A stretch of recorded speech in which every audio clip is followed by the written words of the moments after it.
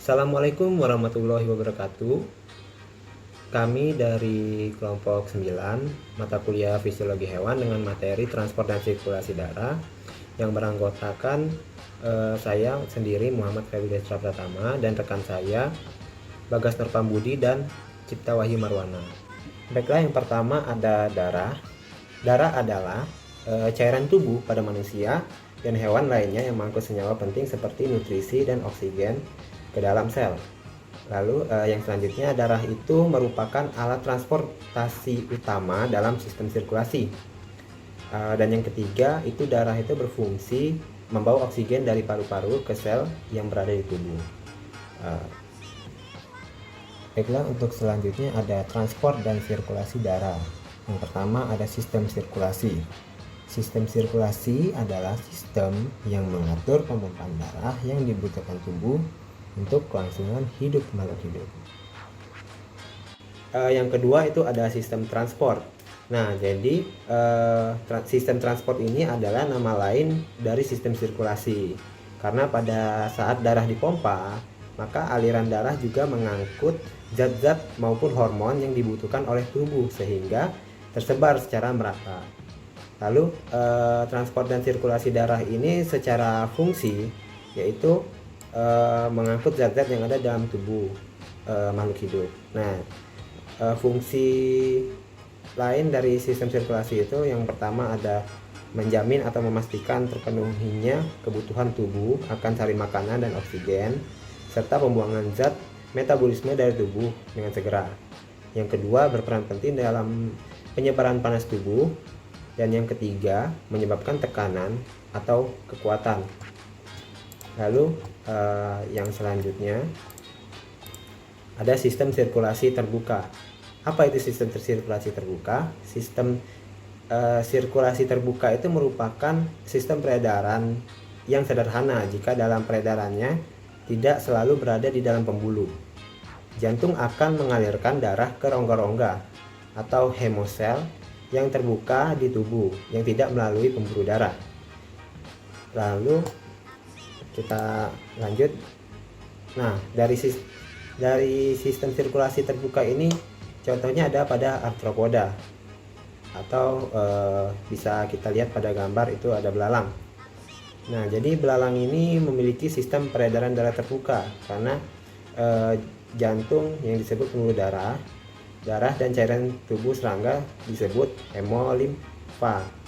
Nah, lalu di sini bisa kita lihat jantung memompa hemolimfa melalui pembuluh-pembuluh darah sinus dan hemolimfa kembali ke jantung melalui pori-pori dengan katup-katup yang menutup ketika jantung berkontraksi.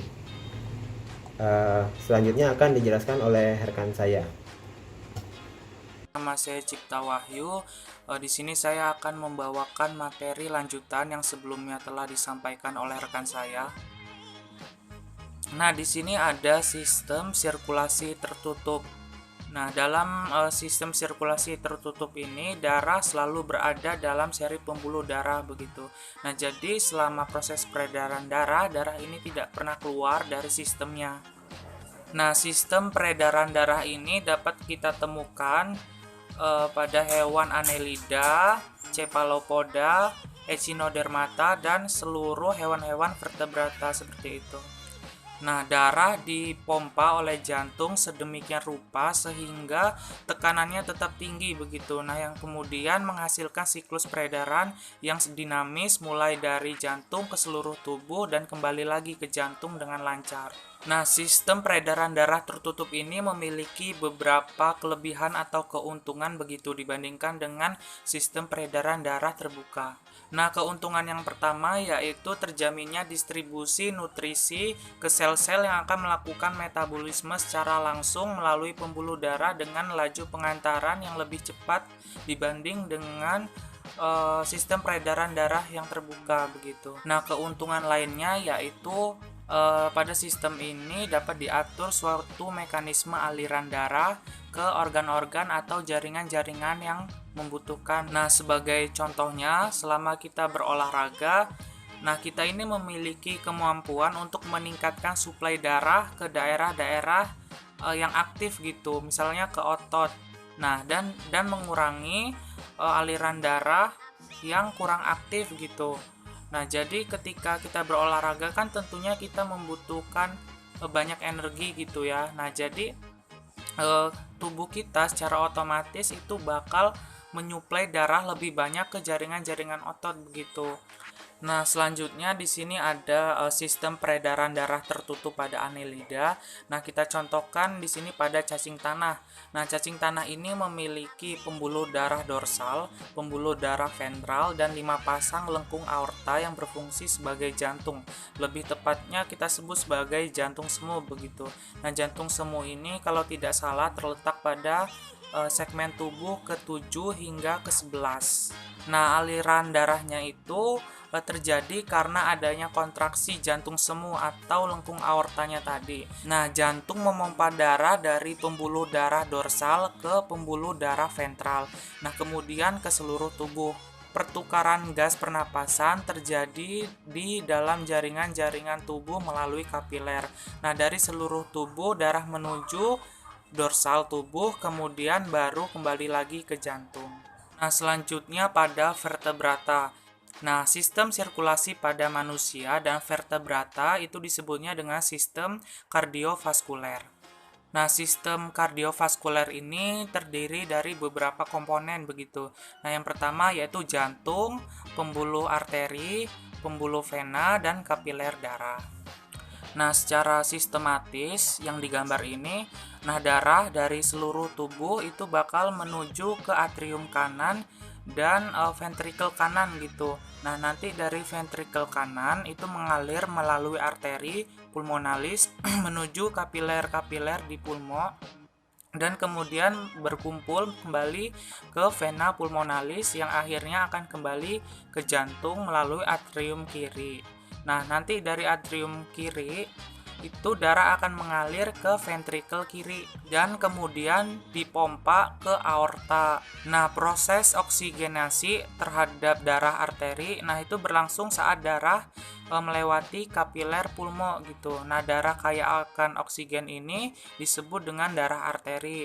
Nah, sedangkan darah kaya karbon dioksida itu disebut dengan darah vena. Nah, sistem sirkulasi tertutup ini memiliki dua pola yang berbeda dalam proses sirkulasi darahnya. Nah, pembagian ini didasarkan kepada bagaimana susunan jantung dan bagaimana cara darah melakukan peredaran secara lengkap ke seluruh tubuh. Nah, atas dasar itu, maka sistem sirkulasi tertutup itu dibagi menjadi dua, yaitu sistem sirkulasi tunggal dan sistem sirkulasi ganda. Nah, yang pertama di sini ada sistem sirkulasi tunggal. Pada Pisces ini ya. Nah, Pisces ini memiliki dua ruang jantung, yaitu satu atrium dan satu ventrikel. Nah, pada tipe ini darah akan meninggalkan jantung melalui ventrikel, terus melewati insang dan mengalami oksigenasi dengan mekanisme difusi, pertukaran O2 dan CO2 di insang gitu. Dan selanjutnya mengalir ke seluruh tubuh di mana terdapat jaringan atau sel-sel yang memakai oksigen gitu. Nah, kemudian kembali lagi ke jantung. Nah, dengan demikian berarti darah hanya terdiri atas satu lintasan saja gitu, yaitu dari jantung ke insang dan ke seluruh tubuh untuk selanjutnya kembali ke jantung, yang juga berarti bahwa selama beredar darah, nah itu hanya sekali melewati jantung gitu. Mungkin demikian materi yang dapat saya bawakan. Selanjutnya akan dilanjutkan oleh rekan saya.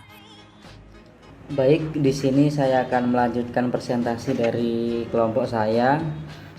Di sini saya akan mempresentasikan sirkulasi ganda.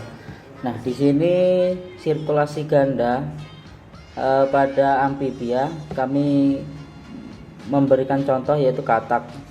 Katak memiliki sistem peredaran darah ganda dan tertutup. Kemudian jantung terbagi menjadi 3 ruang, yaitu 2 atrium dan 1 ventrikel.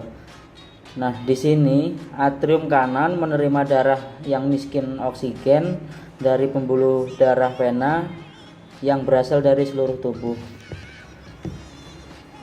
Kemudian peredaran darah pada katak ini darah yang dari seluruh tubuh yang kaya akan karbon dioksida akan masuk ke atrium kanan dan selanjutnya ke ventrikel.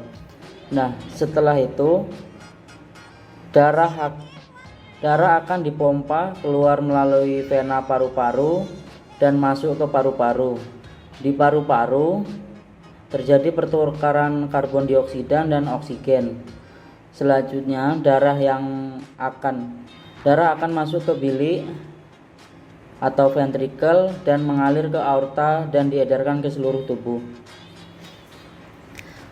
Kemudian di sini sirkulasi ganda yang selanjutnya yaitu pada kura-kura, ular dan kadal. Kelompok kami memberikan contoh kadal yang memiliki jantung beruang 3. Sistem sirkulasi darahnya merupakan sirkulasi ganda tertutup. Nah, kenapa di sini kadal memiliki jantung beruang 3? Karena antara bilik kanan atau ventrikel kanan dan ventrikel kiri dibatasi sekat yang belum sempurna, sehingga masih terjadi pencampuran darah. Sistem peredaran darah reptil dimulai dari darah yang berasal dari seluruh tubuh, kemudian akan masuk ke atrium kanan, selanjutnya akan masuk ke ventrikel kiri dan ventrikel kanan yang tidak bersekat sempurna. Setelah itu darah akan ke paru-paru dan bergerak ke atrium kiri, kemudian ventrikel kiri dan kembali beredar ke seluruh tubuh. Di sini kemudian kelompok kami sirkulasi ganda yang selanjutnya yaitu pada mamalia dan burung. Ventrikel terbagi menjadi 2 sepenuhnya, sehingga terdapat 2 atrium dan 2 ventrikel. Nah, di sini mengapa kita menggolongkannya ke dalam sama? Mamalia dan burung umumnya memiliki peredaran darah yang sama. Nah, pada peredaran darah burung dan mamalia, yaitu peredaran darah yang kaya akan oksigen dipompa dari ventrikel kiri ke seluruh tubuh melalui aorta. Kemudian oksigen dilepaskan ke sel-sel tubuh dan karbon dioksida diikat, dan darah yang kaya karbon dioksida akan mengalir melalui vena menuju atrium kanan, kemudian ventrikel kanan. Dari ventrikel kanan, darah yang kaya akan karbon dioksida dipompa masuk ke paru-paru. Kemudian di paru-paru terjadi pertukaran oksigen dan karbon dioksida. Darah kaya oksigen keluar dari paru-paru dan masuk ke serambi kiri, lalu ke bilik kiri. Dari paru-paru atau sama saja ke atrium kiri dan ke ventrikel kiri. Terima kasih. Ya, baiklah, sekian presentasi dari kelompok kami. Lebih dan kurangnya kami mohon maaf. Jika ada pertanyaan, silakan ditanyakan pada saat perkuliahan berlangsung. Kami akhiri. Wassalamualaikum warahmatullahi wabarakatuh.